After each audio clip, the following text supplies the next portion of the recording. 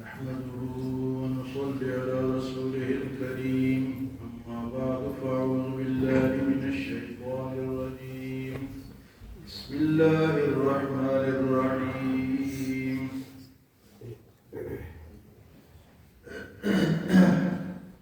فما للذين كفروا قبلك مهطعين عن اليمين وعن الشمال عزين أيطمع كل امرئ منهم أن يدخل جنة نعيم كلا إنا خلقناهم مما يعلمون فلا أقسم برب المشارق والمغارب إنا لقادرون على أن نبدل خيرا منهم وما نحن بمسبوقين فذرهم يخوضوا ويلعبوا حتى يلاقوا يومهم الذي يوعدون يوم يخرجون من الأجداث سراعا كأنهم إلى نصب يوفضون خاشعة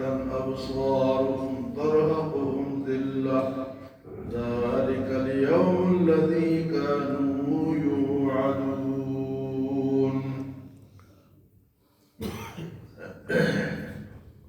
کافروں کا رویہ حضور صلی اللہ علیہ وسلم کے ساتھ،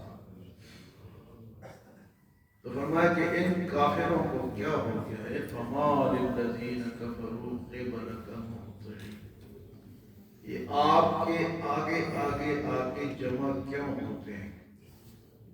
یہ کیوں آپ کے پاس آتے ہیں؟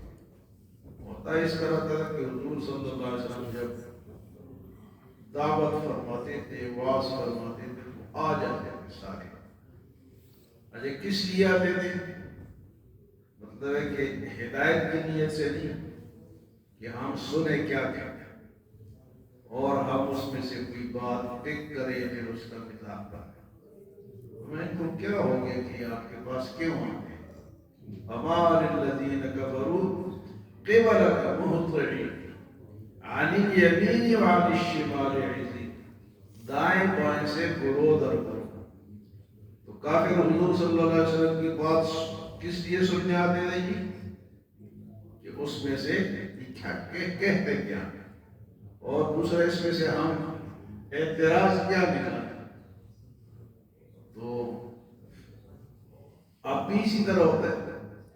ایک آدمی ہے، اس نے پوری تقریر سنی کسی بات میں، تو بعد میں قاضی مولوی صاحب نے یہ بات اس طرح کی، اس میں سے ایک بات کو پکڑ لیتا ہے اعتراض کے لیے. یا کوئی بھی واعظ ہو، واعظ بھی ہوتے ہیں، اس ٹائم میں بھی یہ ہوتا ہے. اللہ نے فرمایا کہ یہ کیوں آتے ہیں، ان کا مقصد کیا ہے؟ تو اللہ پاک نے فرمایا کہ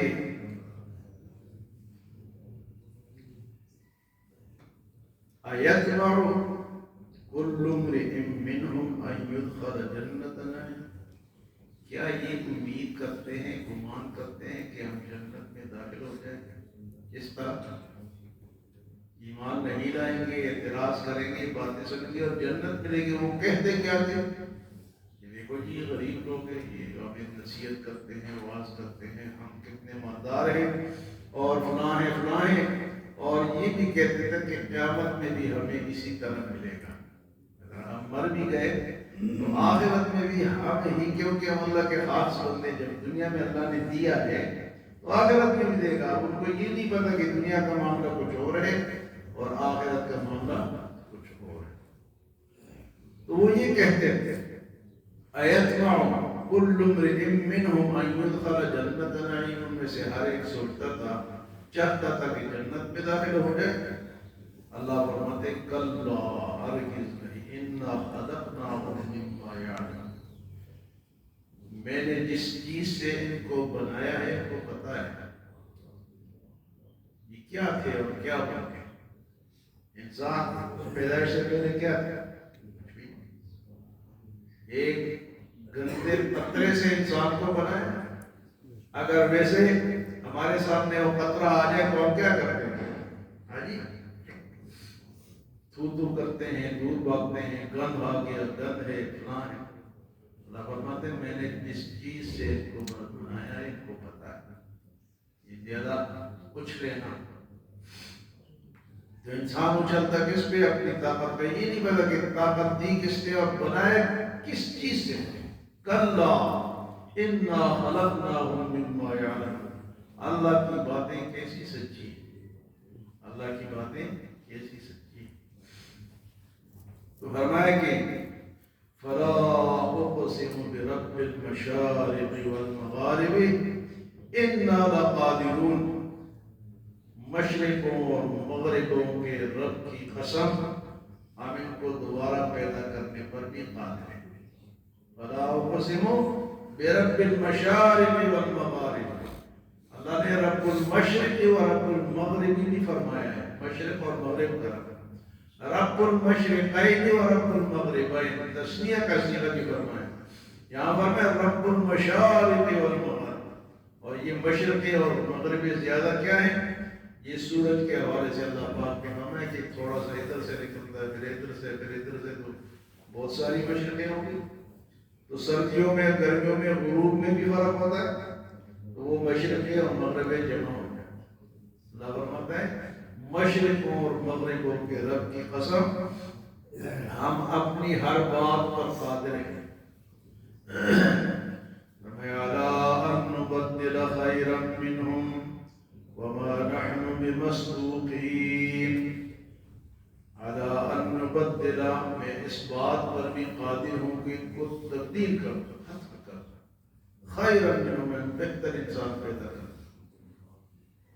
اگر کوئی اچھا کام کرتا ہے نا تو وہ اللہ کا شکر ادا کرے. وہ یہ نہ کہے کہ میں ہی ہوں کوئی اور نہیں کر سکتا. اللہ فرماتا ہے کہ میں تبدیل کر دوں گا. عَلَىٰ أَن نُبَدِّلَ خَيْرًا مِّنْهُمْ، ان سے بہتر بدلے لے آؤں گا. اور ہمارے سامنے ہے کہ مکہ مکرمہ میں بڑے بڑے کافر تھے، مدینے میں تبدیل ہو گئے یا نہیں ہو گئے؟ اچھے لوگ آ گئے تو اللہ تبدیل بھی فرما سکتا ہے.